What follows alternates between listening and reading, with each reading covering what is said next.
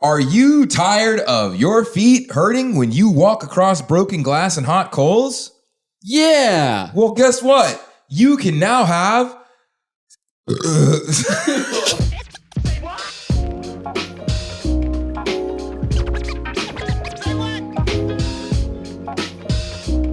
I hope you guys enjoy this podcast as much as we do. I'm not even going to call it a podcast because it's not a podcast. It's an intimate living room experience. Is what it is. I feel close to you. It's an intimate living room experience. From now when I started, I'm like, hey guys, welcome back to the intimate living room experience. Is this a podcast? No, this is welcome back to the intimate living room experience. It's me, your host, Lonnie. Incredible. Smooth jazz voice. Oh yeah. I should put some smooth jazz in the background. We should. That's going to be the intro I want to have. Maybe throughout Christmas, the holiday season, like a smooth jazz intro. I guess I got to do it. There's nothing stopping it except for me actually doing it. Oh my God. Hey guys. Welcome back to the smooth jazz experience known as the IIV League living room listening adventure. I'm your host, Lonnie IIV. I majored in human factor psychology, and I've got an MBA. My name's Sam. I got a degree in aerospace engineering. Marcus, and degree in mechanical engineering. What was your GPA? Asking the wrong question right now. What was your GPA, bro? Oh, No one needs to know this. Did you just get one major? Because Sam got two majors. No. What else did you major in? I went to you see the way my oh God. what happened was cue the intro music. beep, beep. It's the IIV League Podcast. Beep, beep.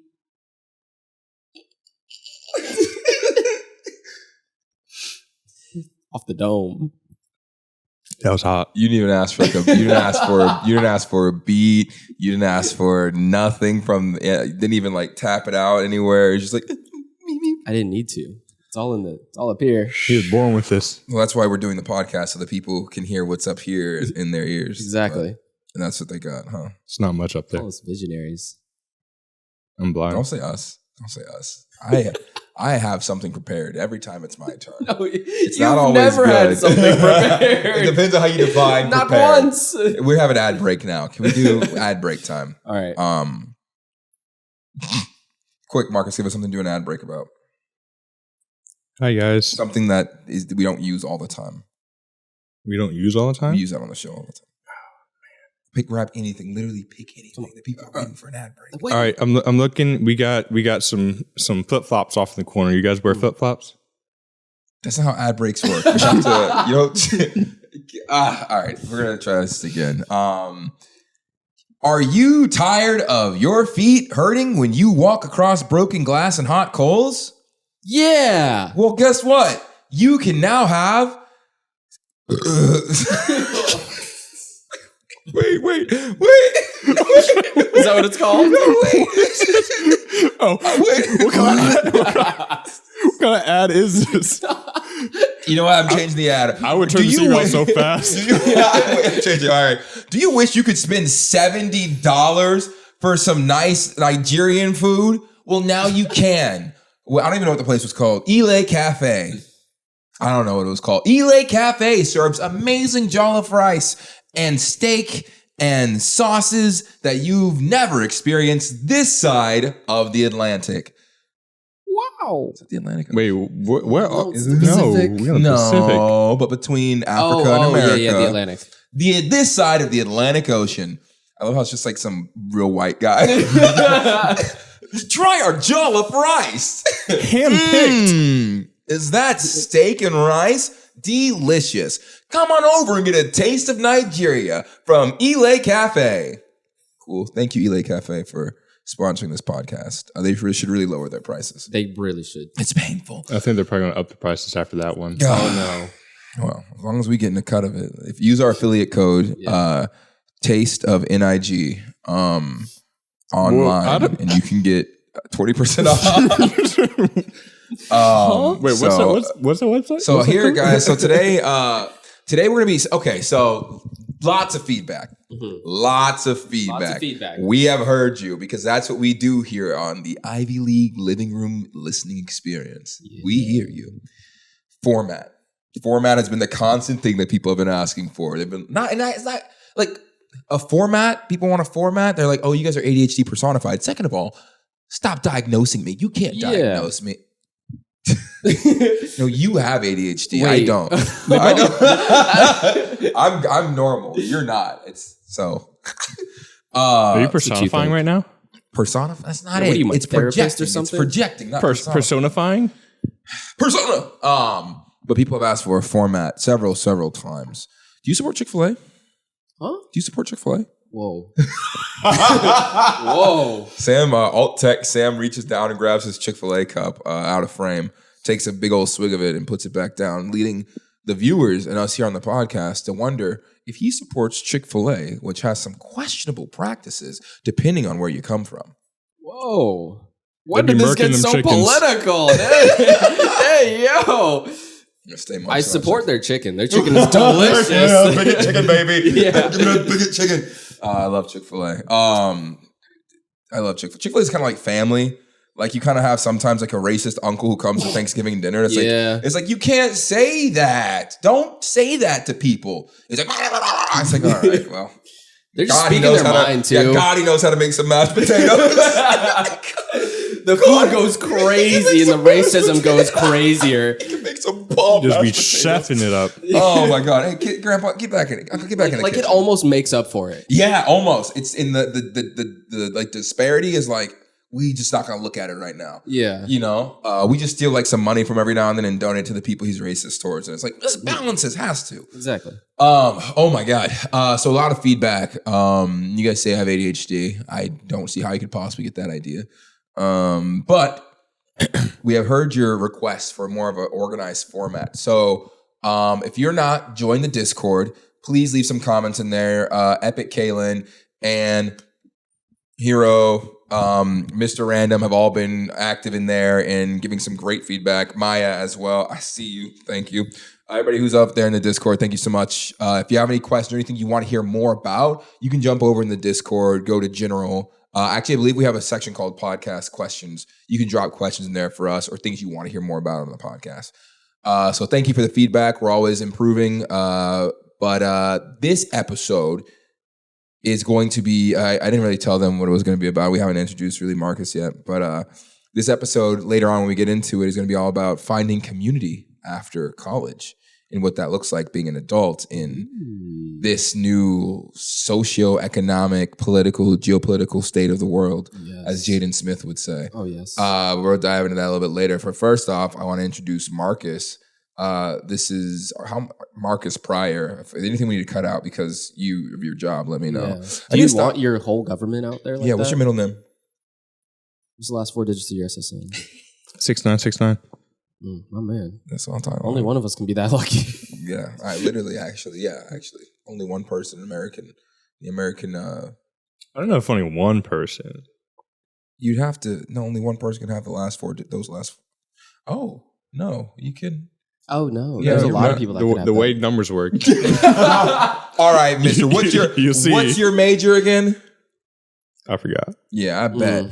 All right, so the reason I have Marcus on here is because he's a good friend, but also he's very, very smart. False. Even though he got a 2.9 G, Marcus is smart because Marcus is a mechanical engineer, but also does some pretty cool stuff for the government and worked pretty hard throughout college. I watched him cry and weep and almost get hit on his motorcycle late night drives to clear his brain because he drove a motorcycle. And we were in Daytona, which a little context on that. We have Bike Week there every October, which is where all the Harley Davidson riders and all the bikers just come out to play and like stay there for a whole week. Very fun. If you're a biker, fun, except for like 17 people like die every week because like. I was about to say, I took my bicycle out there one time because I heard Bike Week and I was like, oh, fun, a little community that I could join.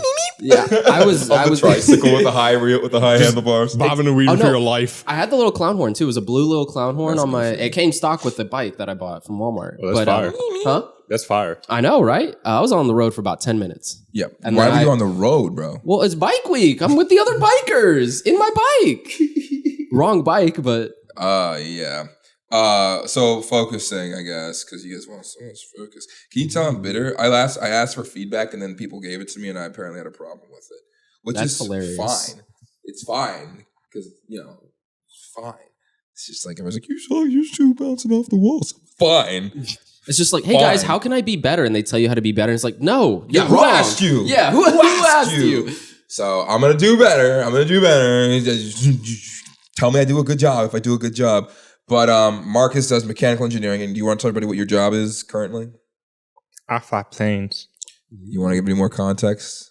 I fly big planes. Ooh. For the government. I fly big government planes. Big old government planes. Marcus went through Air Force, ROTC, all that stuff, and now has a great job as a pilot in the Air Force. So, thank you for your service. I try. How do we feel about the military on this podcast? No. How do we feel about the military? Do we like the military? Yeah, do we like the military? I don't know. He does get us discounts different places. So, yeah, we like the military. Oh, you should have tried to get a discount at the Jollof Rice place. I don't think they would appreciate me asking for a discount. In fact, our meal came out to $68. It was insane. That's crazy. $15 for a side of rice. Oh, I tried to get a side of rice. And look, I'm a negotiator. I will read books. I try to study up just so that way I can better connect with people and stuff like that. But I went up to the counter because they forgot the rice out of my meal when I ordered the first time. Or they didn't forget. I just didn't get it because it was an extra $4. Yeah, $4. The starting price was $18. The one I got, just some meat and some veggies in a bowl, it was already $16. To get rice in there, it was then $18. To get the jollof rice, which is the first thing they offered, was an additional $4. And then to get steak, it's an additional $4 as well. And then I believe any sauce, I don't know. But so I wasn't about to get the rice. Forget the rice. That's crazy. Forget the rice. So then I started eating and I was mad. We were hot because it was good. It was so good. And I was mad. Angry eating I was at that mad point. because it was good. And I'm like, I can't take out a down payment for my house every time I want to eat this. It's a car loan. But I did. So we went there again. But then I'm like, I should get the rice with this because it's banging. I tried some of Marcus's. I go up to the desk and they're like, it's going to be $15. Ooh. And I'm like, for a side of rice. He's like, yeah. And the guy, he was kind of looking, he's like, I don't make the prices here. Like, I got hired here. I'm just here to pay the bills. And then he was like, I'm like, really? He's like, I got you, man. And I'm like, ooh, thank you. And then he gave me the thing for free, whatever. But oh my gosh, that place is delicious. It's called Ile Cafe, I think. It's really good. It's in Culver City if you're ever out here, but you can't take a family there. Mm-hmm. Unless you own several companies and can afford a trip to Disney World, in which case the cost of going to Disney World, you can probably afford to feed your whole family at this cafe. It's delicious. Anyways, enough about the cafes. Marcus, what's one thing about being in the Air Force that most people don't realize? We sit a lot. Is that why they call you the Chair Force? That is indeed. Oh, that is indeed. Makes sense. But it's fun. I feel like we're not going to get a lot out of Marcus on his job. Yeah, I was about to say, you keep pushing and pressing. It's not hush-hush, but again, that's just Marcus. So anyways, me and Marcus met because we both did track and field at Embry-Riddle, the college we went to, and he was doing hurdles. And didn't you do hurdles?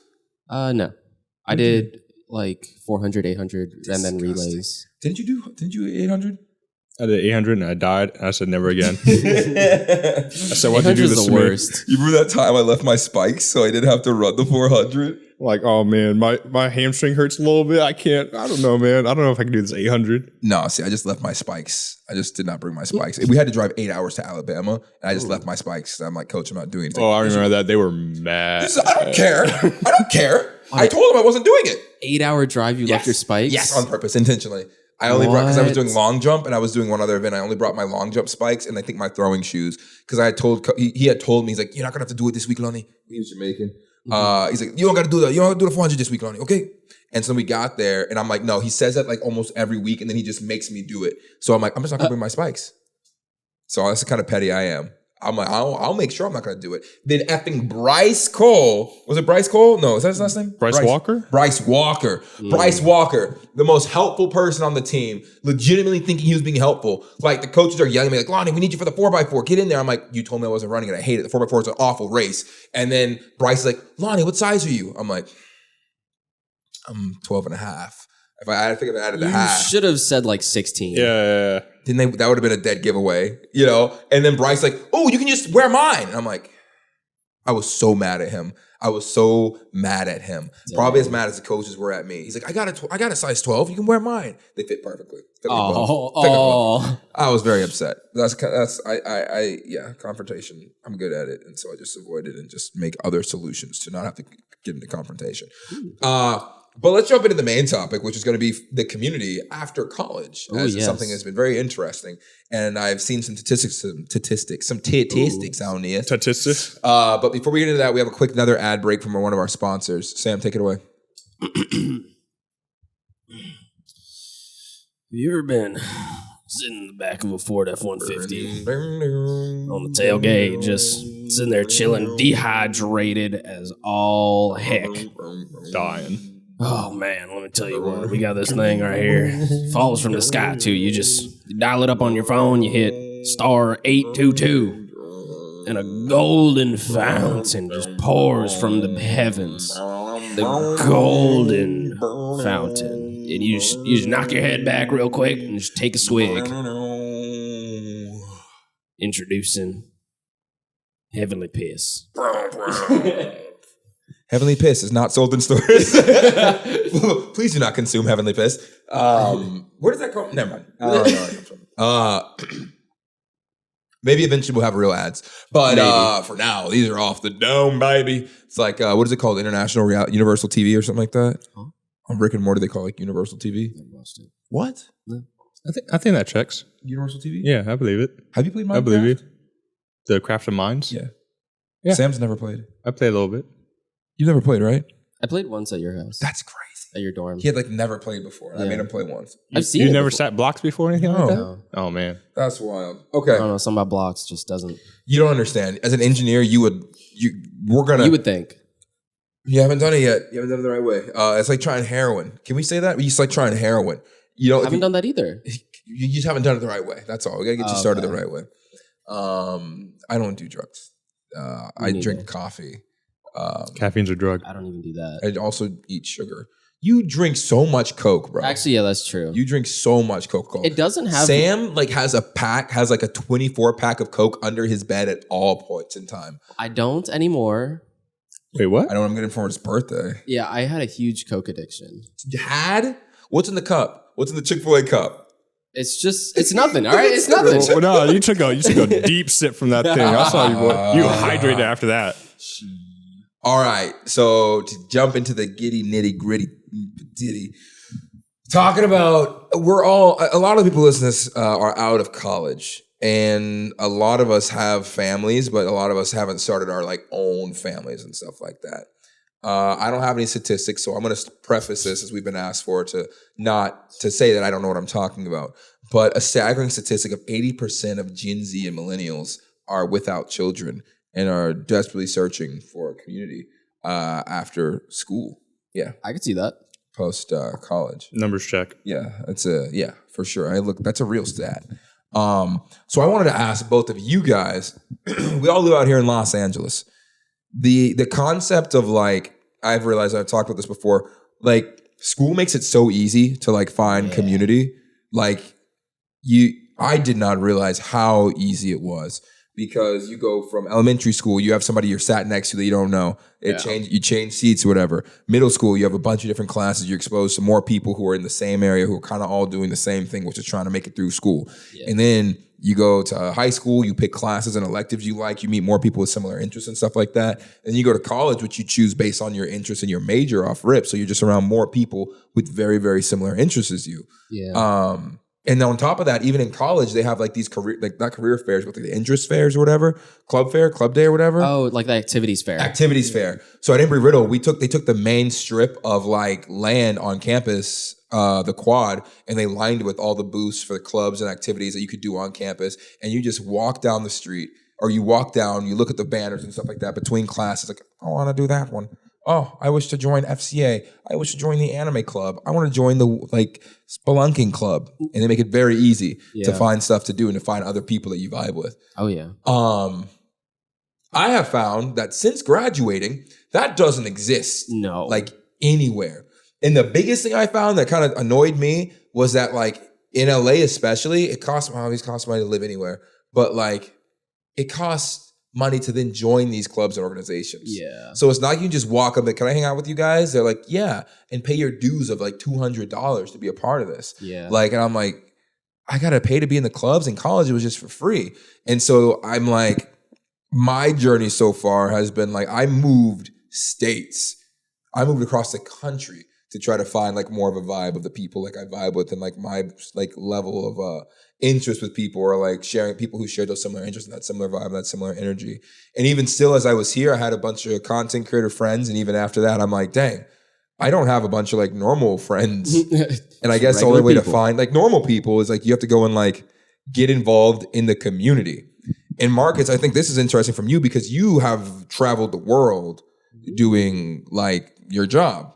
And I'm sure the military brings you people you automatically get to be friends with. But what does that look like with so much travel? Like as an adult who doesn't have a family, do you see other people like really well planted in community and like having people around that they trust, they rely on, they spend a lot of time with? Or are people still pretty isolated at our age across the world? Or have there been places in particular it's like, wow, what's really good here and terrible here? Start with that one.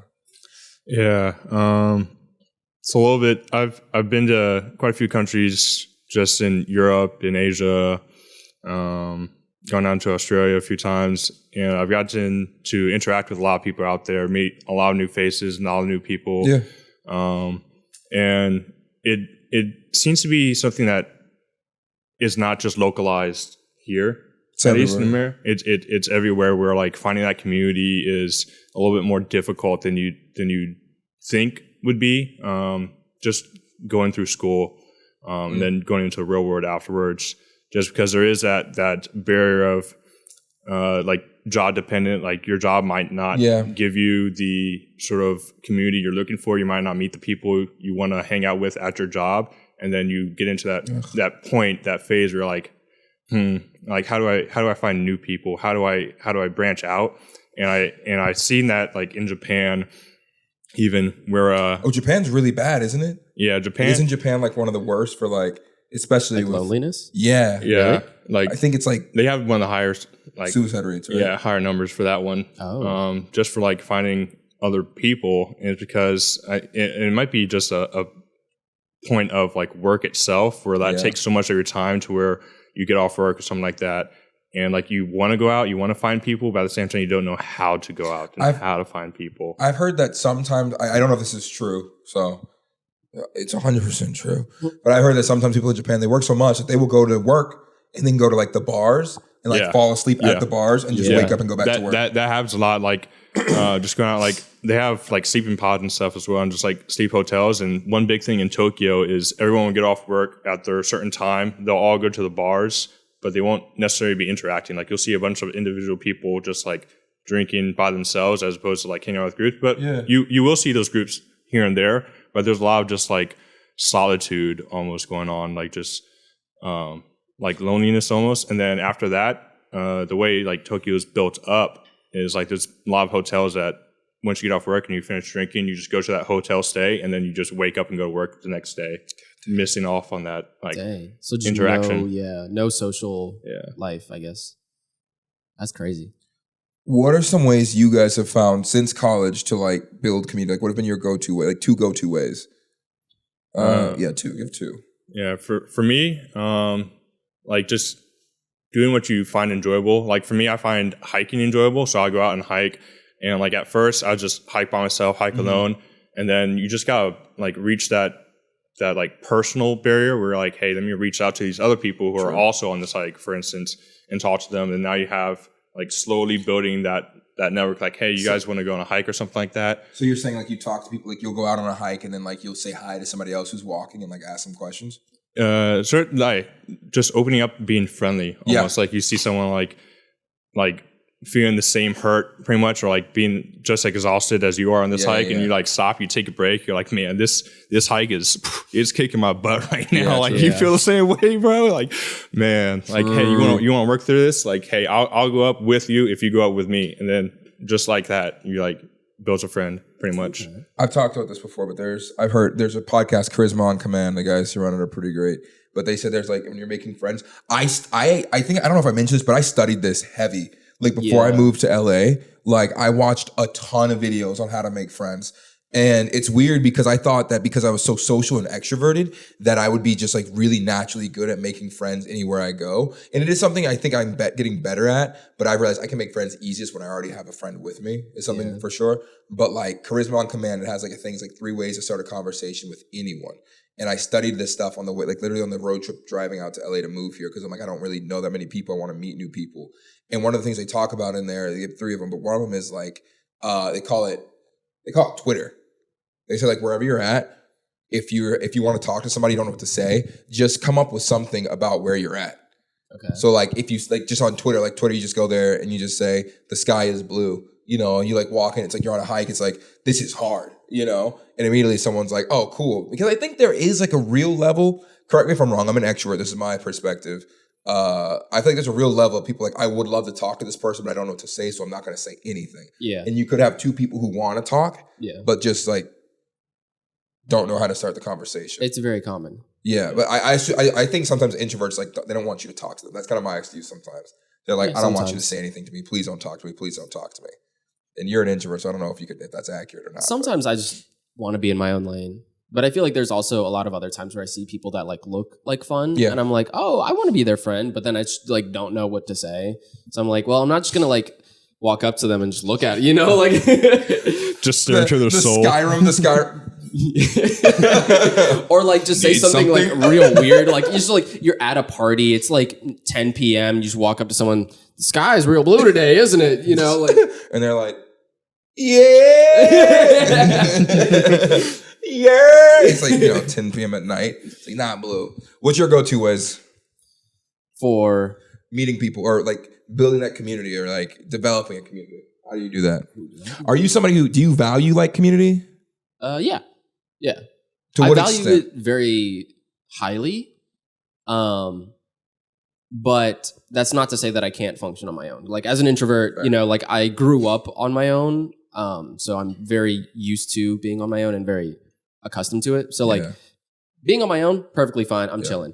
But being like with a community of like people that I, really enjoy is great. Like last year when we did like the volleyball stuff, that was so much fun because that like whole group of people was amazing. Yeah. Especially like you and Liv. Like you and Liv are like some of my closest friends out here, especially. And so it's just like having that group of like, just like at least us 3. Yeah. Wherever we go and did anything, it was always going to be fun. Yeah. So like having that community of like-minded people is really nice. And people that are on the same like energy wavelength is really nice. All down for booing, cooling. Exactly. But ways that I've like found to create community, I haven't. Fair. Still looking for that. I feel like whenever I'm by myself or with other people that don't like pull me into situations, I just don't do anything. Like that's sustainable though. Like I'm like, for me, I'm like, I'll die. Like I'll like same thing when I had that job working at the airport where I was making a bunch of money, but I was like just in the office by myself. Me being an extrovert, I'm like, I'll toss myself out this window in a hot second if something doesn't change. Like I can't. I will malfunction and fall apart if I don't have something like that. It's sustainable for me because I don't mind being alone. Yeah. I enjoy being alone. I enjoy being with people. But like that's also one of the reasons why I do enjoy going to like events or like outings or whatever with other like extroverted people who are good at introducing you. Because like, for example, whenever I go out with you or whenever I go out with Liv or like a couple other people, it's like we'll walk into a place and there's 30, 40 people or whatever, and you'll immediately beeline it to like your friends. And then if I don't know them, you'll be like, hey guys, this is my friend Sam, this is Joey, Jimmy, Johnny, and James. Like actually it's Jenkins. Yeah. And Shut up, Jenkins. Exactly. It's like, and that's why we don't like Jenkins. Yeah, and then, we hate Jenkins. Like you're really good at bringing somebody into a group of people and then like meshing them into the group a little bit. Because there's definitely been a lot of times where it's like, the first interaction is really great. Never see them again. Never hear from them again. But like that, just the fact that like the first interaction was so great for us being apparently polar opposite people, is like a testament to like, that's a good skill to have. Yeah, and I feel that with like a couple other people too. Introductions are hard, I think. Introductions are very hard. Yeah. Out of all the things I've studied, I still don't really know how to do introductions properly. Like I think you're supposed to, like if you think of something they have like any kind of shared crossover, that's what you're supposed to start it off with. Sometimes I don't know like professionally where the crossover is like, oh, aerospace engineering, oh, movie producer. I'm like, brrr. But then sometimes like, oh, youngest sibling, you guys have fun, and that's sometimes enough, But that is definitely an interesting way to do it. What about like Discord? Because I mean like, this sounds like an ad, but like Discord is my favorite way to build community. You can and so I don't know. That's all I know. Actually, I will say Discord's very good for like community. I saved my life in the pandemic, bro. Same. Like when the pandemic started, all of my friends scattered because that was the year that I graduated. Yeah. So like halfway through our last semester of college, everyone scattered. They said, "Oh, we don't have to be on campus. Yep. I'm going back home, like to a different state across the country. Sometimes countries over." And so when all of my friends scattered, I was like, "Wait, no." Friends, where'd you go? Yeah. Wait, what am I supposed to do? I don't know how to make friends by myself. And so like Discord was a big thing because I didn't know about Discord until like when the pandemic hit, everyone scattered. They were like, hey, Sam, you should like get a computer and like let's play like video games online. Wait, you didn't have Discord in college? No. Dang. I didn't know about it until the pandemic. And then you didn't have it either? I had it, but I never used it. Oh. Dang. Yeah, but like everyone was like, "Oh yeah, you should play video games with us online," and I was like, "I'm not much of a gamer, but sure, just to keep in touch with y'all." Were you really not a gamer? No. What? No. Sam plays Apex religiously. It's a fun game. Religiously now. Okay, I will say I was really big into Wii Sports and Wii Sports Resort, like ungodly amounts of hours. Why haven't we played each other yet? Yeah, you trying to get this work? Yeah, I'm bowling. I might be washed up now. I'm not gonna lie. Pick up that Wiimote and tennis, baby. Ooh, ping pong was my jam. No, basketball. The 3-on-3 basketball. That was so hard. Single-handedly. Ring the bell. Ring the bell. I've dumped like at least 800 hours into just the 3-on-3 basketball. That's wild. I have 600 hours in Smash Bros. Dang. Yeah. Like and you're so bad. Marcus is worse than I am. Ooh. True. Those are fighting words. Yeah. There's no contest. No contest. I need to use that as a sound effect for like my videos now. No contest.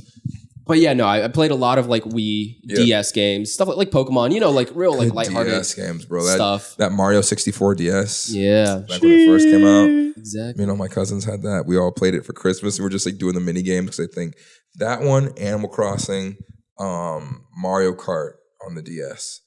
Those are the ones we played on the bus all the time. Distracted. Go ahead. But yeah, no, anyway, pandemic hit, everyone scattered. They told me to get Discord and play games with them online. Yep. I was absolute trash at the games. I didn't care for the games. I would just hop online to play, like to talk with them, and like, shoot the crap and, yada, yada, yada. Like just have fun online. Cause we were still our same goofy selves, just like online now. And sometimes like some of them had webcams. So we'd like turn on our webcams and it's just like they were right there. I was like, this is great. This is so cute. Oh, you remember the Christmas thing we did? Yes. Christmas. So for Christmas, I think it was either Christmas 2020 or Christmas 2021. Let them see your let them see your Chick-fil-A, Sam. Lean back in. Alt text. Sam leaves out of the Sam leaves out of the frame to drink his bigot chicken. Drink my chicken. Drink his bigot chicken, baby. So Christmas 2021. I had just moved to LA. My roommate got COVID, so we couldn't even go out for Christmas. Like we had to stay in the house. Yeah. So I was already bummed. But then the city was also kind of shut down. So it was like, whatever.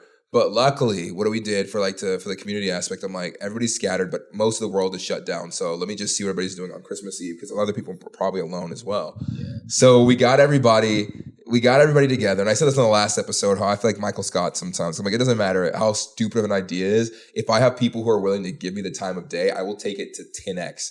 But I made a wheel of whimsy and I had like a bunch of stupid prizes, like win $5, win an insult from the group, like win a self-portrait drawn by me. It was a bunch of stupid stuff. Yeah. And there was like 6 of us who all just got on. And I was like Santa Claus, man. Like we were on there on Christmas Eve on Discord with our cameras on, just like spinning this wheel and talking and like playing Scribble, I think. Yeah. I think we were playing like Scribble and Drawful, which are these drawing games you do and you're using your mouse, so they're all terrible. I think we played Gartic Phone. Gartic Phone, bro. Which is like, I don't even know how to describe, like a weird Pictionary.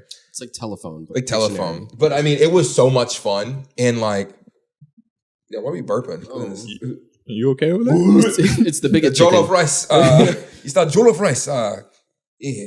But oh my God, as far as community goes, even during the pandemic, that's when we started Tino's. Yeah. I called it Quarantinos on Discord. It was just, I got friends from high school. I got friends from college. I got friends from like after college. And I would just, every Tuesday night, we would like hop in the Discord during the pandemic and everything is shut down. You can't go out of your house, lockdown. And we just hop on there and like just talk. I'd be like in my hammock in the backyard, just like literally, we talk about the stupidest stuff. Like maybe, I don't know if people were dating even then. Like during the pandemic, but we just talk about like life, relationships, all that stuff for like 3 hours every night. Yeah. And like I remember several times I fell asleep on there, but it was just like so good. I don't know. That was like life saving. It was kind of sad to see it kind of dissipate a little bit as the world opened back up. Yeah. But I think we still kind of do that regularly. Like every other Tuesday, a lot of us will hop on there and hang out. But that's been one of the best ways to find community. And Discord's cool too because they have like you can search for different Discords and stuff like that. Like I'm in a Super Smash Bros. Discord. And I'll hop in there some nights when I have literally nothing else to do and I'll talk smack in there, get my butt kicked and like, just hang out and like meet some people, which is really nice. Because I found for me, I think the biggest thing I think I've learned when it comes to like building community after college is like go interest based, I guess, is usually pretty useful. Like figure out what you are interested in and look for a community for that thing. Specifically. So when it comes to Smash Bros, it's like, all right, we'll find a Smash Bros Discord. I look for like Smash Bros tournaments in the city out here in LA, and that's been helpful. But mine is usually like I go interest based and then try to find those things on like places like Meetup, Facebook events has some stuff, Discords that might have local stuff like that. But then I think the thing that's really true, I think you just have to actually get out of your house for some of the stuff. Yeah. Which can be a bit of a drain and actually uncomfortable. Even for an extrovert like me, it can be uncomfortable to get out of my house and go to a thing by myself to try to meet people. Yeah. And then because once you're there, you still have to actually talk to people, even if they're not like bringing or dragging you into stuff. And that can be kind of like its own. It's like there's a challenge, and then at the end of the challenge, there's just a whole new challenge. And that's like the multi-step process of like going to an event, talking to people, befriending people, following up after, like all of these different things is just like one huge challenge after another huge challenge after another huge challenge. So sometimes it can be very daunting. Yeah. I mean, there's like at least 2 or 3 levels to it. Pay. Yeah. Financial barrier. You have to find it. And then you have to go and you got to talk to people when you're there. And sometimes they can be lame, and sometimes the people are just booty cheeks. Like sometimes it's like you'll pay to get into like an event or something like that. You'll work super hard, like trying to be, at least for me, because I'm introverted. It's like sometimes I'll really go out of my way to like talk to people, put my best foot forward, be very friendly and approachable, and yada yada yada yada. And the people there are either just really boring or like just not interesting, or like there's like you can tell like I'm not going to be friends with you. You're a little bit too homophobic really for me. Like it's just like there's a degree of homophobia I allow, and you are over that level. Just a little bit over that line. Yeah. But yeah, it's just like it kind of sucks to like then go home and it's like now I'm tired, I'm exhausted, I'm like down $60, and like also I had to drive through traffic, which is stressful in its own way. I've been using ChatGPT to kind of help drum up some ideas. What I'll do, I'll drop like, hey, here's my personality, here's my Enneagram, here's my interest. Where are some places I might meet more people like this in my city? And it gives me like, it can give you like a very long list of things to go try and check out. Yeah. So it was like a book club. It was like, obviously go to anime themed events and parties for like anime and stuff like that, which, I'm like, duh. But then when you think about it, it's like, if you go, because I guess my thing that skews my mental out here is like when I'm in LA, I'm thinking like at work, like go to make content. So I look for other content creators, but I'm like trying to drop that steadily and bump other content creators. Let's get back to just being a normal human who lives life and makes content. It's easy to get caught up in the rigmarole of it all. Also, I just realized, Marcus, you haven't really said much. Marcus don't say much usually, which I forgot. I mean, y'all are going after us. I was speak like, all right, y'all speak up, young blood. What you saying? Speak up. Talk to your head in there. Let him dangle dongle, bro. What are some ways that you like search for community or like because you mentioned going on hikes and stuff like that. But have you? I mean, your job seems to also kind of cater to helping you meet people. But for the listeners, like, what are some things you would be like? Oh, these are the ways that's worked for me, and this is what I would recommend continuing.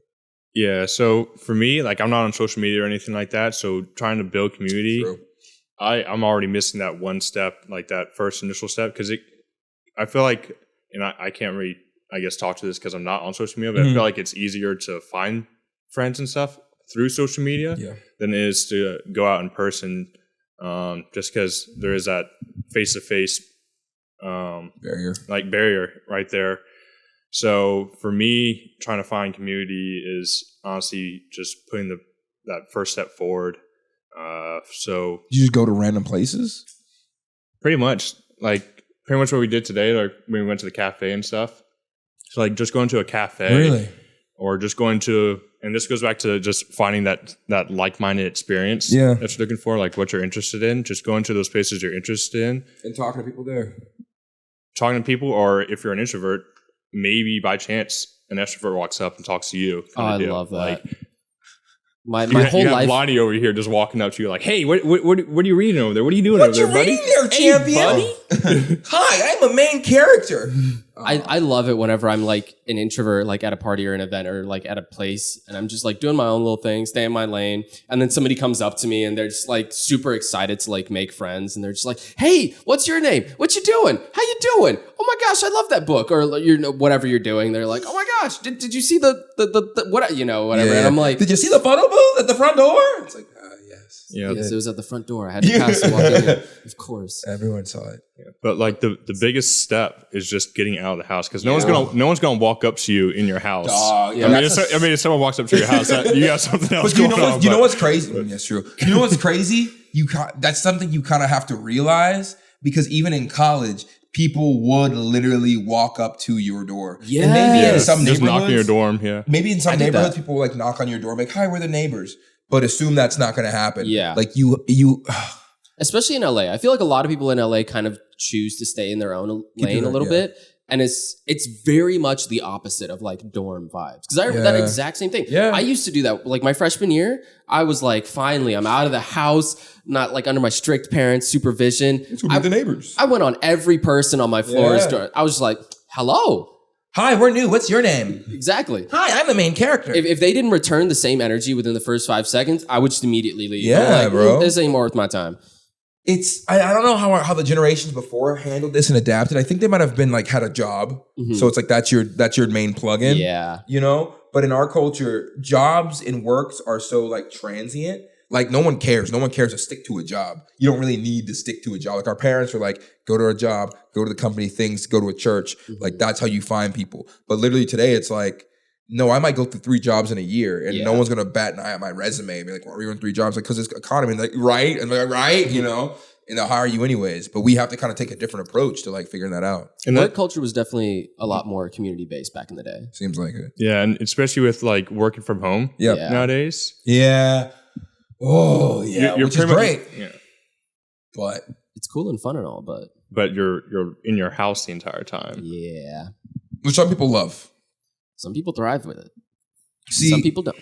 And see, as I've been like kind of on this journey figuring this out, I've had people kind of tell me sometimes, they're like, that's just not the way it is. You know, so a lot of people are like, that's just not the way it works. Like you're not going to find, like college is its own unique experience. You're not going to find like that kind of college energy. Oh yeah. Which my honest belief is, I'm like, I hear you, because college is a unique experience. You have everybody of a similar mindset in one place, doing this one thing together, trying to struggle and figure it all out together.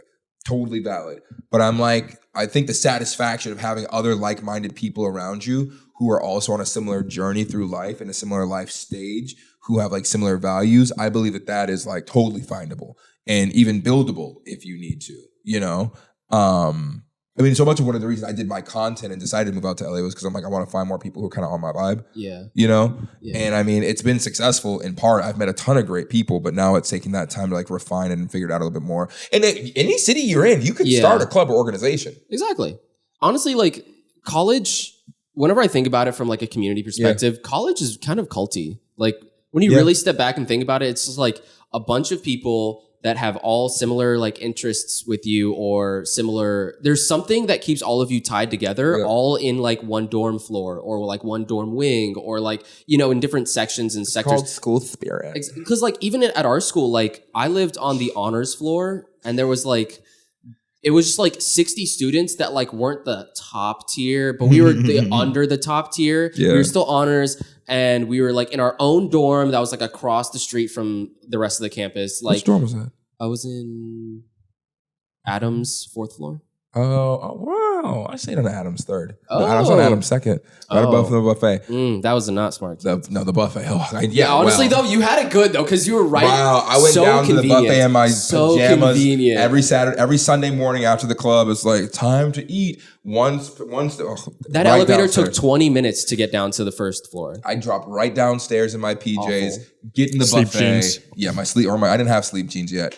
And I'd crawl right back into my bed at like 1 p.m. So great. Continue. But yeah, it's just like, even at our school, like you had, what was it, the O'Connor dorm, which was like all the like older people, like second and third years. They would group you by like, and then you had like the what was it, Chanute with all of like the 4th year students. Mm-hmm. And then you had like Doolittle, which was just like all the Army ROTC and degenerate freshmen. kids. ROTC degenerates. McKinley? McKay? Yeah, McKay? McKay. I was at McKay Hall. McKay was actively off the corner. falling apart. Yeah, McKay was a motel that they converted. It was a not great. legitimate motel that they actually a converted motel. into dorms. And I say converted lightly. But like even like McKay had all of like the pilots and like the Marine ROTC like specifically, and then like obviously a couple engineers here and there. But like I feel like from the people that I knew, it was like mainly those types of people in each like types of dorms. Yeah. And it was very weird because like now stepping back and like looking at it from like behind the curtain, it's very like segmented, and it's like, okay, Sam is an introvert and he's aerospace engineering. He did reasonably well in high school. We're going to put him in the honors dorm on the 4th floor. Yeah. Not the 5th floor, not the 3rd floor, the 4th floor, because there are other people like him on the 4th floor. And what do you know? On the 4th floor in Adam's dorm, there was a bunch of people like me. Yep. And we all became great friends. So it's weird because it's like kind of culty. Everybody there everybody in your immediate circle or pod or whatever is just like has a similar wavelength as you. And you really don't, I did not realize how manufactured the setup was. And it led me to when I got out in the quote unquote real world to be like, why is it not like college, you know? And I think I'm coming to grips now with the fact of like what it really takes to get back to some level of semblance of that. Because I think the truth is there are people like that. Your group, your tribe, your friend group is there in some capacity somewhere. And you might be inside while they're all out there having done the work of going out of their house, talking to people, showing up over and over again, or like making their own group and like advertising it and putting it out there. Like, this is where we are, you know? But they exist. It exists. But it is definitely more barriers of entry to actually getting there.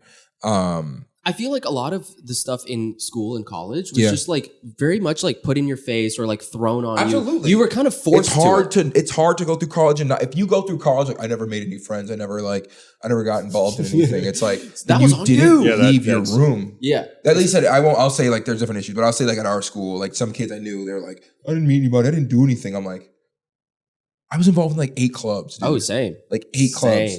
Like Wicked, the radio station, game development club, student government, student athlete. I was in the Black Student Association. I was in the honors program. I didn't get the laptop and stuff like that, which was stupid. Me neither. And then I was in student union club. And then like maybe one other, but I was in so many different things, and it's something to go to graduate and then be like, I just work now. It's like, it's not surprising that people like are lonely, you know? I think also a portion of it, at least for me, one thing I've known the biggest struggle is going from this super high functioning person and like all of like my mental problems and struggles, I just had to push it away because I had to succeed by functioning in all these different, because like I was also in like, 8 or 9 different clubs. Like I was the president of like 2 or 3 different clubs. We did marketing. Yeah, exactly. We did marketing. We did so housing. much. We also did I did housing. Yeah, I didn't get into housing. I did orientation though, which is stressful. But like I also had like 3 jobs to pay for college because like my parents didn't really help me out with college that much. So like, and it was an expensive school. But anyway, it's just like I was super high functioning back then, and then now it's just like, oh yeah, I have a job and then like a couple friends, and like maybe a hobby or 2. And it's just like there's not much going on in your life, and it just feels so like unsaturated. Like if you like take a picture and just turn the saturation down, it's just bland, you know? But like I think that's a similar struggle that a lot of people have, is where like when you're in college, you're just doing so many different things that are all fun and very different. And it's just like you're such a high functioning person. everything's go, go, go all the time. And then when you graduate, there's not that same level of energy. There's not that same level of like functionality in your life because you're not doing all those things anymore. Yeah. Life is different afterwards, and it's hard it can be a hard adjustment. I think having a good job with people you like can make that so much easier. Oh, yeah. To transition through. Because a lot of times good companies will make you enjoy working there because of the community that they have built around it. Yeah. I was also in FCA. Oh my God. So much stuff. But I will say the thing that I have found nearest to that would be my family, like back home. Like, and it always makes me wonder, like, dang, should I just have a bunch of kids so I can like have like friends? Like, what? Like, that's a good idea, right? No, it's a terrible idea. I don't think that's a good reason. Just go out and adopt like a family. Just like 8 little African children. You want Lonnie taking care of children? Dude, I have 4 younger siblings, or 3 younger siblings. I have siblings. I take care of them. I was changing diapers when I was like 10. It was terrible. I was living at Lonnie's house for a couple of days and saw the way he interacts with his family. He does not take care of them. Granted, they're all grown now, like high school to like, 30 or whatever. But like, it's just so funny.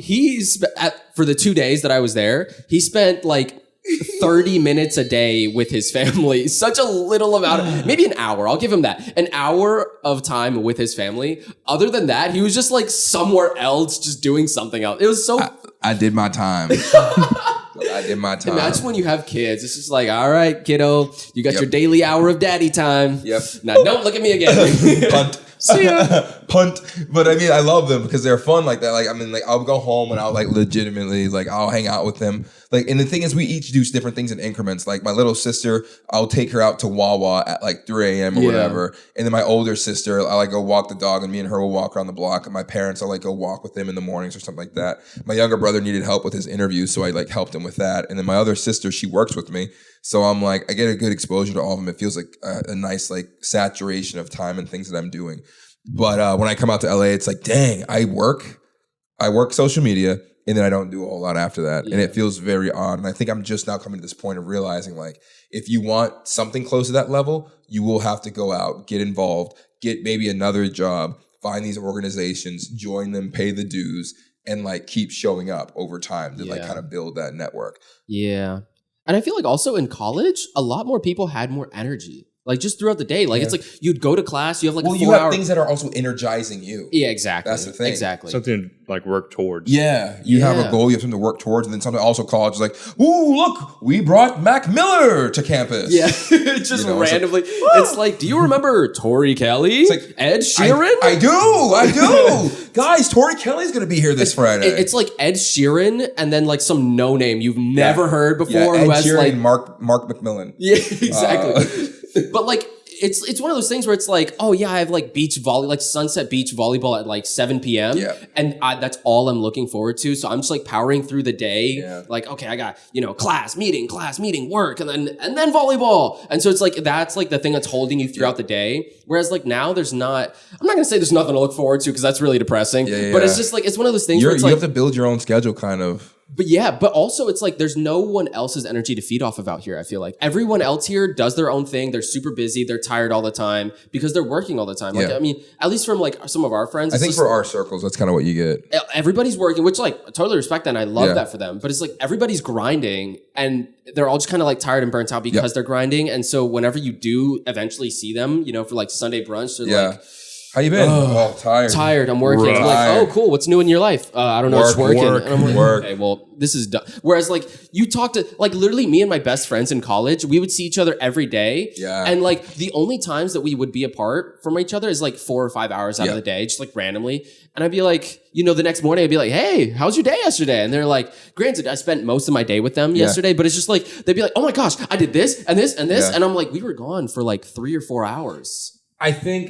I think in that regards, college is so special because it stacks all that stuff in one place where you have the energy and the people. And to get that otherwise, most people have families and stuff like that. So it's like, I have a family or I don't have that kind of money to spend on that thing or to spend on this thing. So it's like, I'm not in an environment where I have that. And then I also assume not everybody maybe wants that much stuff going on.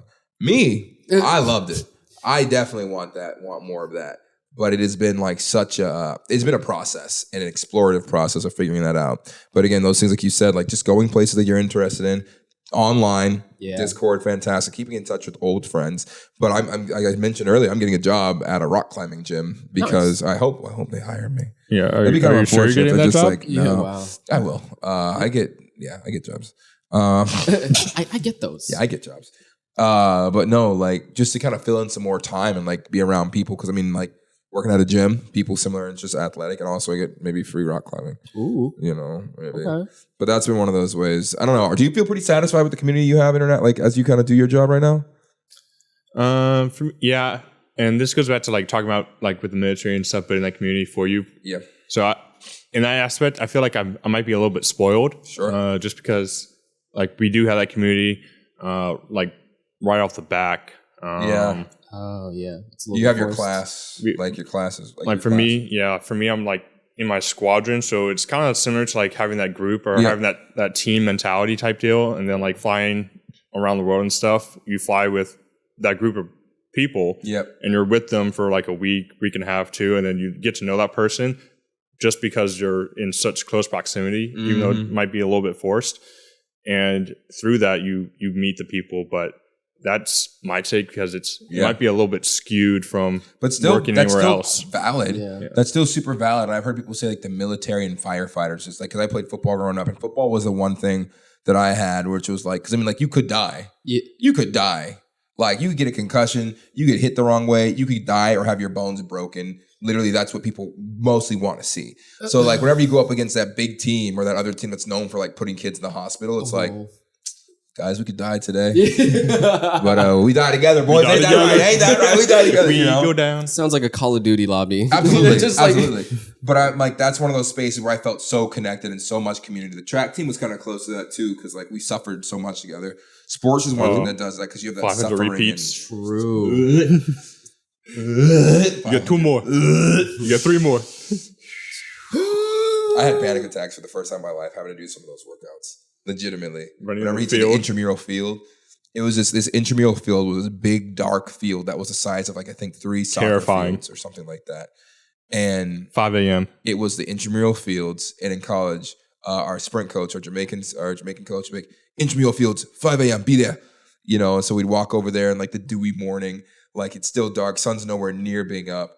And he'd be like, all right. And as we were walking up to the gate, he would be like finishing lining the field with like the paint or whatever. And I'm like, and we just heart beating out of our chest, like trying to see how far he made and where he marked the numbers. Because if he marked down 500, you knew you were going to run 500. Dude, if you only put down 200, it was a chill day. I would wake up and question like, do I need to do this? Do I want it? Do I like track? What are the consequences if I don't show up? And I'm like, no, I gotta show up because my friends were there, my team was there. Like, I gotta go. That was one of the reasons why I didn't try out, because I wanted to do track in college because I did it in high school, and like I just remember somebody. I think it was, I don't know if his name was Drew. That one like tall, lanky, weird kid. You know who I'm That's talking Lonnie's about. best friend. I know exactly. Lonnie loves that guy. A funny story about that. Please don't let me forget, because that's a funny story. Okay, but he was telling me because he was one? like, yeah, like I'm doing track, and I was like, oh, cool. He was one of those kids where I'm sitting in the cafeteria eating by myself, watching like a YouTube video or something, and he literally, I kid you not, I kid you not. Like he came up to me. Like an ostrich. He came up to me and just stood at, like, if this is a table and I'm sitting where Lonnie is, he just Sam stands up and just walks stood up there and stares down at Sam. And then he just like stared at me for a couple seconds, and he had this like weird smile on his face, just like, don't do that, kids. And then I was like, hey, what's up? Like I took my headphones out. I was like, hey, hello. And he was like, hey, how you doing? And I was like, good. Like I had a mouthful of spaghetti. I was like, I don't know. What is this normal? What's going on? It's the hey, how you doing? While he's like gripping and like fumbling with the bottom of his shirt. Yeah, exactly. Like hands just nervous, like he's about to stab something. And then he just invited himself to my seat, or like to my table, and he just like started talking. And then like we eventually talked about track, and he was like, "Oh yeah, I've been working out with the track team for a couple weeks now. It's brutal, man. I'll tell you what." And he also did 800. Yep. And I think that's what he was like running for or something like that. And he was like, "Yeah, man. Like so we did XYZ. Like I forgot the workouts." He was like, "Yeah." And I was like, "In your first week of conditioning?" Yeah. And he was like, "Yeah, track's really tough here." And I was like, "I've never heard of Embry Riddle before. It can't be that bad." You know, like Embry Riddle's no FSU or nothing, you know? Yeah. But I was just like, what? And then I heard the workouts he was saying, and I was like, I haven't ran in a couple of months. I'm not going to try out, you know? He wasn't exaggerating about that. That kid was, I know exactly what you're talking about. That kid was weird. Like I love everybody. That kid was weird. Especially him. Dog. You don't approach people like that. Homie, don't do that. Yeah, don't. Homie was a mascot in his own way. He was Quick story about that. Go for it. I think every university has like, oh, you remember that kid? Yeah.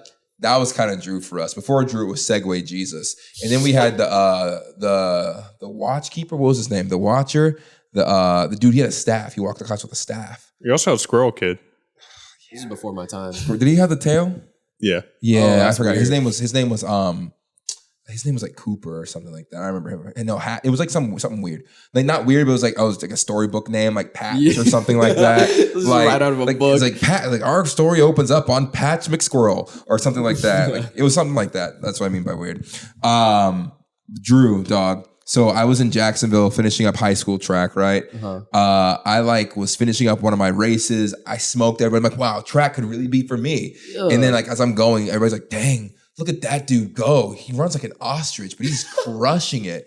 And then I'm like, dang, he's pretty fast. And he like smoked everybody in the 800 and he's like dead and exhausted. I'm like, yo, dude, hey, good job. He's like, thanks.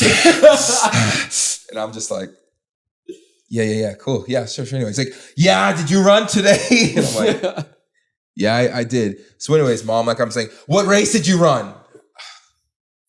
I ran the 100. But yeah, Mom, I think I'm ready to go. Oh, you look like you could run the 100. Mom, I'd like to leave now. Same thing happened to me. Start the car. Yeah, like to leave. I didn't see that man for like another 3 weeks after that first interaction. I see him while I was with a group of my friends. We were all talking in a common area or something like that. And then he just approaches us and we're mid-conversation like, hey, Sam. Whoa. Hey, Sam. Whoa. Hey. Whoa. And I was like, oh. What? Hey, you know, like I was trying to be nice, you know, cool vibes. And then he's just like, he would like ask me a question, and I was just like, oh, I'm in the middle of a conversation. Yeah. It's like, hey, buddy, I can't. I'm like, you know, like talking like, oh yeah, so like for number 3, I got. Oh yeah, no, I'm good. Yep. Yeah, but like, what did you guys do for like vets or what? The lack of social cues. And then he would just like keep going, and I was just like, this is the thing that set me off. I was like, he started to get mad when I would say I didn't want to hang out with him. Oh, and to continue that story, when I was back in high school and that happened and I just like left, I was like, well, that was weird. I'll never see that guy again. Yeah. Lo and behold, he comes to my college and I'm like, that's like the work. That's the most Disney, exactly. Like the most Disney, like, guess who's here? It's like, it doesn't matter who it is as long as it's not. Oh no. You know, like the not so sweet life. And like, and I was, you know, I always be nice to people, be kind to people, respect people. Everyone has human dignity, and it is okay to tell people to stop talking to you as well. I had to tell him several times. I had to sit him down a couple of times because he wound up not only going to the same university but being on the same track team as me. And I was team captain, so I'm like, listen, hey, shut up. So mean. Always be nice to people. Yeah. Build community. You have to be kind. But it is also okay to tell people to shut up when they need to be told to shut up. He was a special case.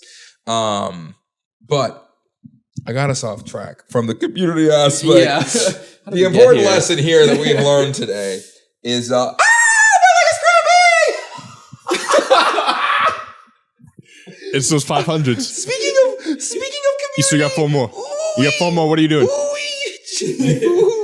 Got 4 more. Come on. Ooh, come on, get on the line. Coach, I can't Get on the line. Coach, I can't. Go. Just go. My leg is cramping. Oh my gosh. I played basketball today, speaking of community. I have this like group of people I play basketball with on Thursdays. We went out there. It was my first time since in like a month that I was out there playing. Because we did a lot. I mean, I did a lot. We went to Boston. Mm-hmm. We were in Florida together. I went to Hawaii. I went to New Orleans. All that stuff. But I just was gone for so long, and today was my first day back, and I don't think I drank enough water. I also had to go to the hospital, which I didn't mention. They're like, you should get more electrolytes, because my arm was going numb, my vision was getting blurry, and I'm like... What did they diagnose you with? Little baby syndrome. Little piss baby syndrome. The wah wah. Oh, they said you're fine. Yeah, the nurse came in and said, "Wah." Yeah, little baby. Wait, no. Oh, we have your charts here. It says, oh. Now I'm not sure what you. Wait. Piss baby. This can't be. This has to be against HIPAA or something, please. Just you're sitting in the hospital bed. I know my rights. Yeah. This is against HIPAA. All that to say, my leg is cramping because I went and played basketball with my basketball friends. Have you drank any water today? Dog, I don't remember. I had that hot chocolate before we started, and then I had the tea. So no, that's my bottle. It's empty. So I had to drink it at some point. So Lonnie had about 12 ounces of water today. Dog, I'm like a camel, bro. Like some days I just don't have to go pee. I think that should be the first sign. That's not a good thing. That's not a good thing. Why does my body not feel so great anymore? Are you guys warm? No. Oh. Oh no. Are you going through menopause? Feel my forehead. Why are you hot? Why are you still wearing a black jacket and black jeans? These are my sleeping jeans. Oh my gosh.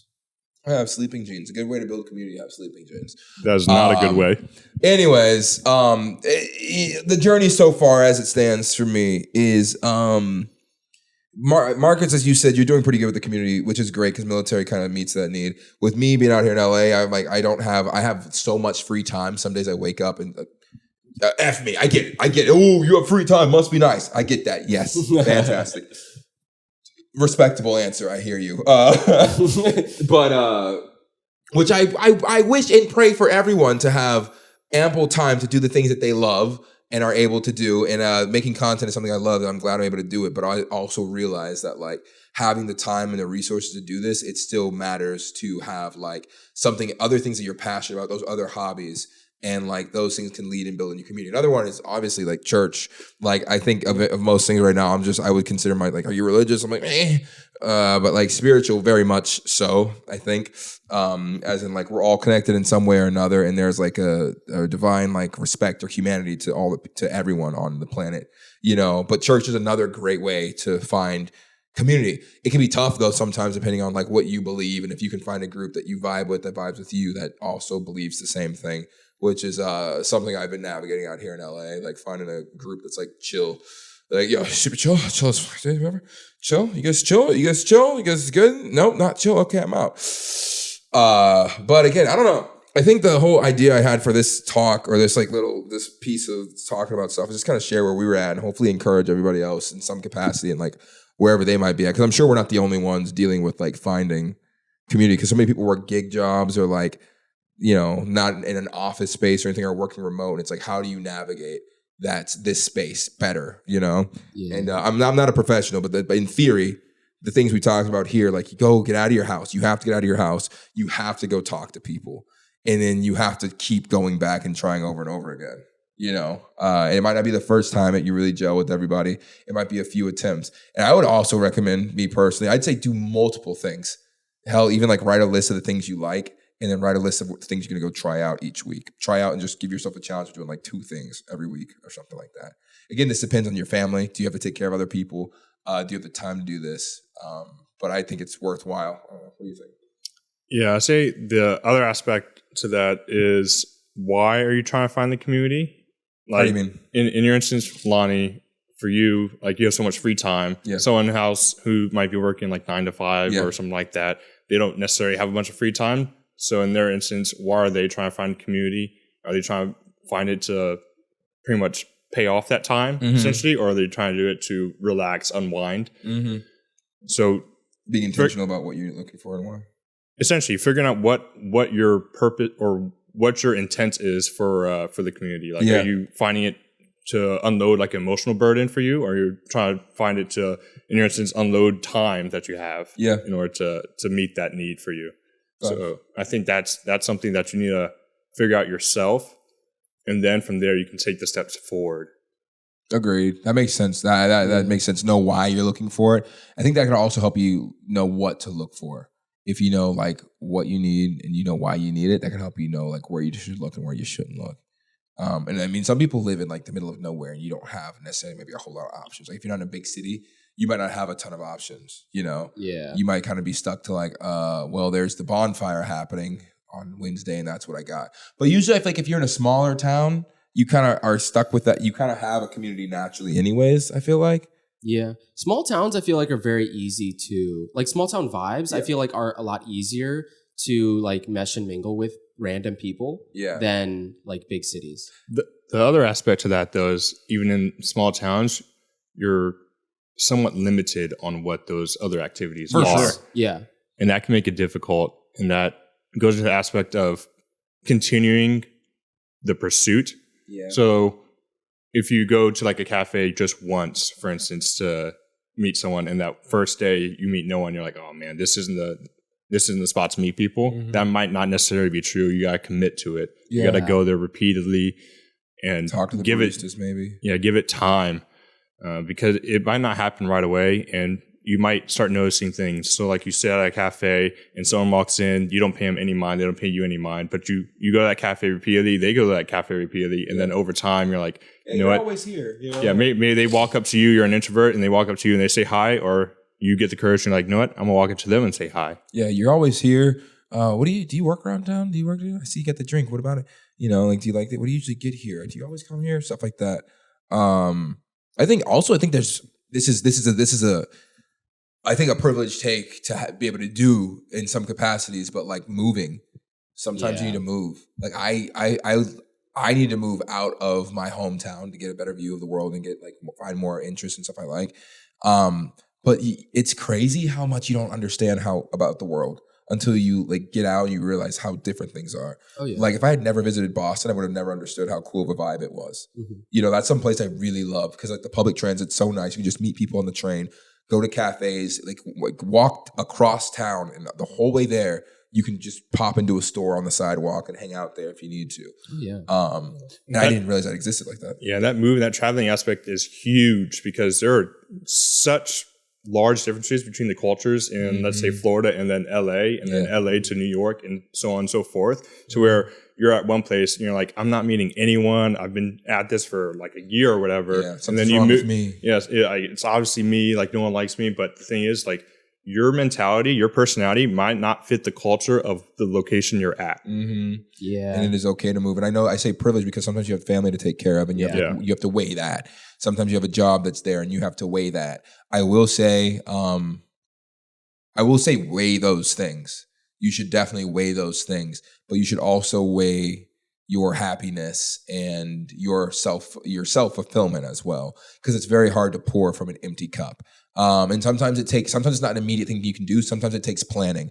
But if it's something you could do with some planning, plan, save, do what you got to do to start making those things happen. Because I mean, like for me personally, I want you guys to have I don't want you guys to be scared. That's my thing. That's always my thing.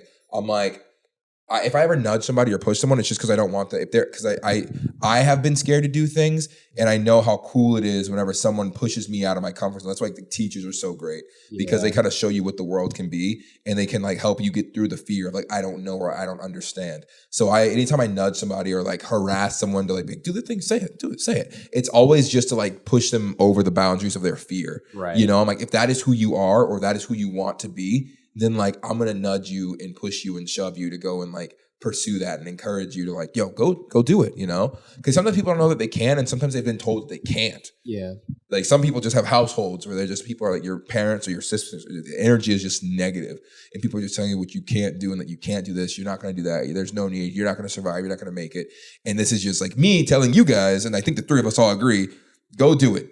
If you want to do it, go do it, because it's infinitely worth it. Even like, man, leaving Florida for my family to come out here where I'm like, I think I've been fumbling the bag a little bit, you know, in terms of like the community. I think I've complained to both of you guys avidly about like, hey, I don't have this. I'm trying to figure this out. I would not trade being out here for the world. And I'm so glad I made this move and this jump. And I don't say that often, but I'm so glad I made this move and this jump to try to figure this out. Because if I was back in Florida wondering like, what if I had, or like, oh, wouldn't that be cool? I wouldn't want to live like that, you know? It's way more worth it to go out and struggle and find out, I don't know what the hell I'm doing. I don't know how we're going to build this community. I don't know where my community even is. And to be living like that than to be like too afraid to even try and put yourself out there. Yeah. You know? I would say one of the biggest rewards you'll get is once you make that one friend, the amount of branches off from that one friend that you make is incredible. Like, I don't know about you, Sam, but like you're friends with Lonnie. I'm sure Lonnie has introduced you to tons of people. So and I'm many sure people. like there's a handful of those people that you're now friends with, that you now interact with, just because that one friend introduced you to them. Yeah. So I'd say making that jump, making that first friend, like the reward, the dividends it pays. Yep. Because now you're like, hey, I'm gonna hang out with them. And they're like, oh, I'm gonna invite my other friend over, and then now you have that other person. You might not vibe with them, but now you meet with another person, and then it just grows from there. And sometimes you don't vibe with them the first time either. Yeah. Yeah. Sometimes it takes a while. Sometimes Like Drew for him. It was so funny because it happened to me. Like there was this one girl who like I had hung out with at my friend's house like 3 times. And then like the 4th time I went, it was like a month later after I hung out. I was like, my friend, I'm like, hey, who was that? And he's like, what? He's like, I was like, who is she? He's like, you hung out with her 4 times in a row. What do you mean, who is she? I'm like, no, I haven't. They're like, she's been here every time. And I'm like, that just can't be true. I'm like, you must be a liar because that can't be true. But just those different times, the time and putting in the time and the effort and trying again and just showing up can change everything. And I think it's important to know, I finished that book. I mentioned a few episodes, but the book Daring Greatly, Brene Brown, check it out. Shame, disconnection, disengagement, all that stuff. Wholehearted living. It's pretty cool.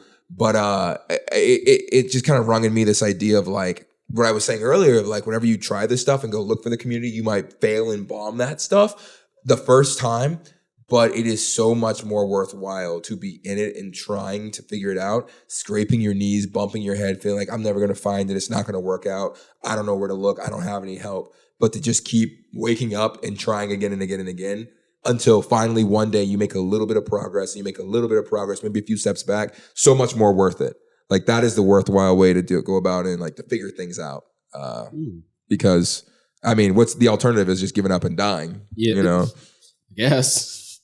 You know, as an extrovert, the alternative is giving up and dying. What did we learn here today? How do you tie up what we've like, cause I think we've said a lot of good things here. Go outside the house. Yeah. Be persistent.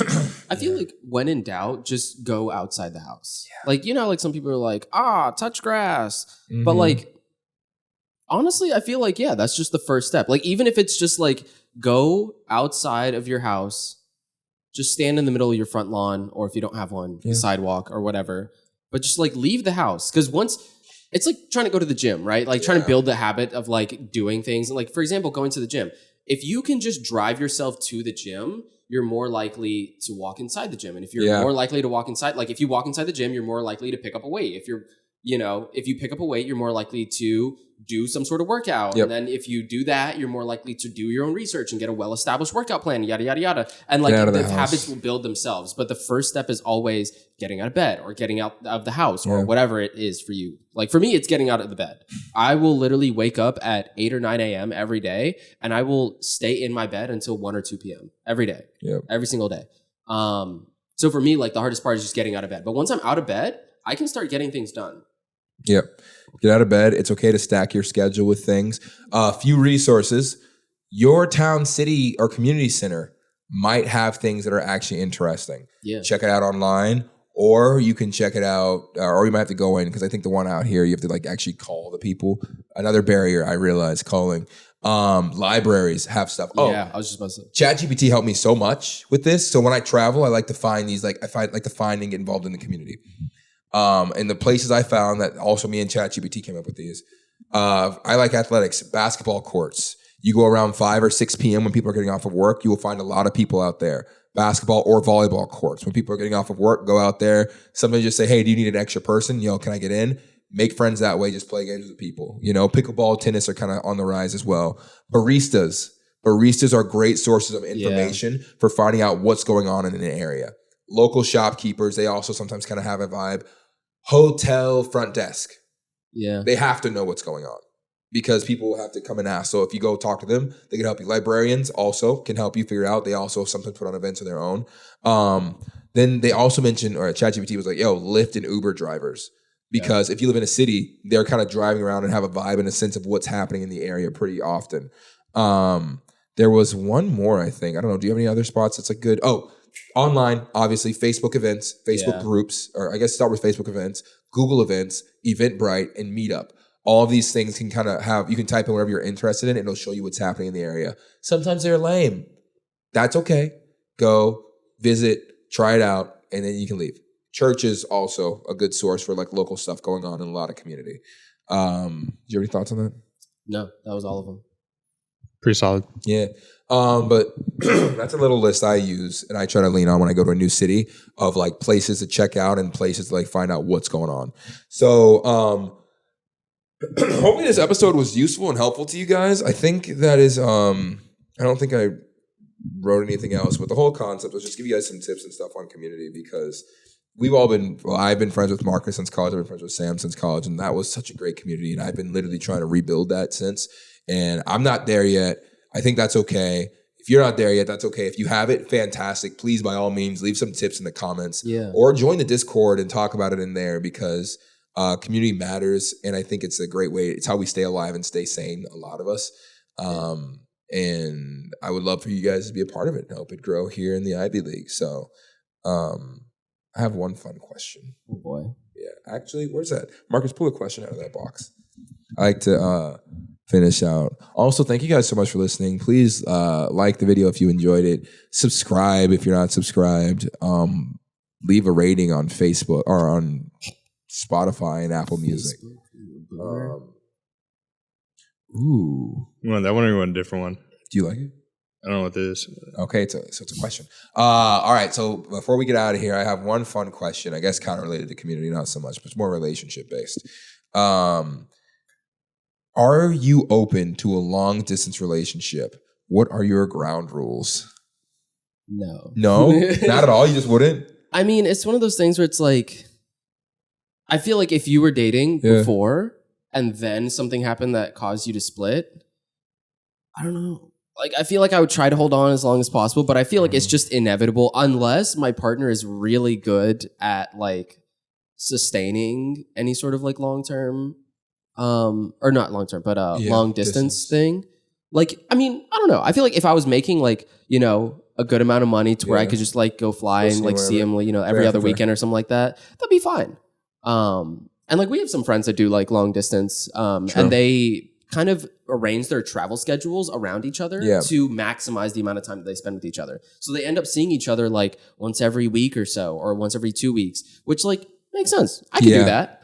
But I feel like if it was one of those things where it's like, oh, I'll see you like once every like 4 months. I don't know about all that. I don't know what would be worth that. Yeah, I don't know about all that. I mean, I guess the person could be worth it. Yeah. Like, what would make that worthwhile? Like, I guess a good the person. Yeah, a good person, I guess. I could do it. I think I get so distracted anyway. Sometimes I forget. Like, I have a family.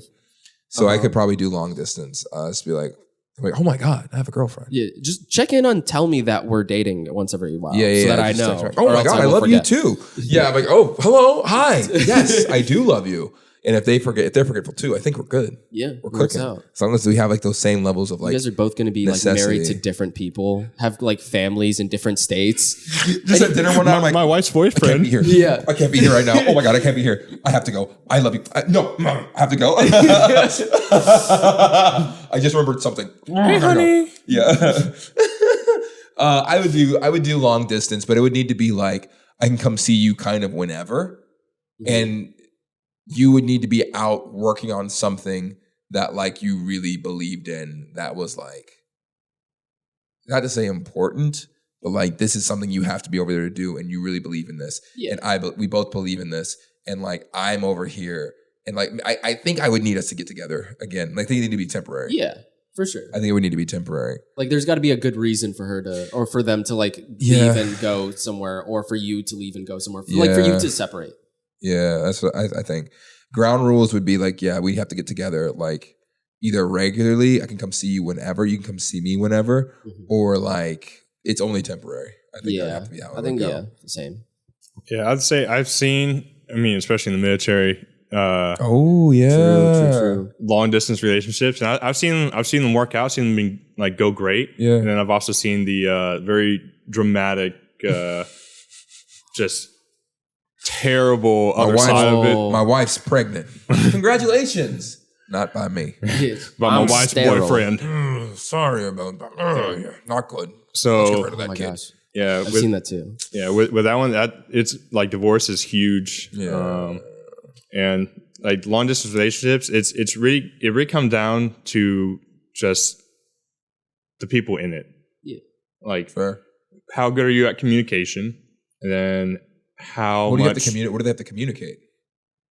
that one's pretty much FaceTime. FaceTime, No, Skype. like, what do you What are have the to things that they communicate? have to communicate? Pretty much convey their loyalty. Almost convey their Prove their your love. loyalty. Yeah. Prove you are worthy of me. Cast your lot for my hand. Yes. Now, You're across mine. the seas But and across the time zones. yeah, TZMs. that's something even I kind of have to deal with just because like I travel so much for Yeah. my job. Yeah. Like I'm always like I'm gone for like a week, like Yeah. every other week pretty much. So like I'm always gone. So that's like a big consideration I have. Like whoever I'm with, I need to fully trust them.